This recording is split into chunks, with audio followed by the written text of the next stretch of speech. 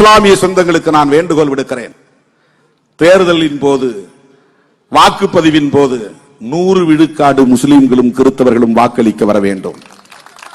2024 தேர்தல் மிகவும் ஆபத்தான ஒரு கட்டத்தில் நாம் சந்திக்கிற தேர்தல். வாழ்வா சாவா என்கிற ஒரு போராட்டத்தை சந்திக்கிற ஒரு தேர்தல். மீண்டும் தப்பி தவறி பிஜேபி ஆட்சிக்கு வந்தால் இந்த நாட்டை, இந்த நாட்டு மக்களை யாராலும் காப்பாற்ற முடியாது. அவர்கள் எடுத்த எடுப்பிலேயே அரசமைப்பு சட்டத்தை தூக்கி எறிந்து விடுவார்கள்.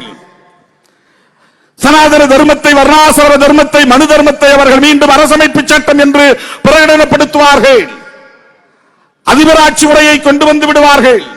தேர்தல் மீண்டும் வராது. ஆபத்தான தேர்தல். இஸ்லாமிய ஆண்கள் வாக்களிப்பதை போல பெண்கள் வாக்களிக்க வருவதில்லை என்கிற நிலை இருக்கிறது. தயவு கூர்ந்து ஒரு தோழமையோடு நான் வேண்டுகோள் விடுக்கிறேன். கிறிஸ்தவர்களுக்கு வேண்டுகோள் விடுக்கிறேன். தேர்தலில் 100 விழுக்காடு ஆண்கள், பெண்கள் என்று அனைவரும், வெளிநாடுகளில் இருக்கிற அனைவரும் தேர்தலின் போது ஊருக்கு வர வேண்டும்.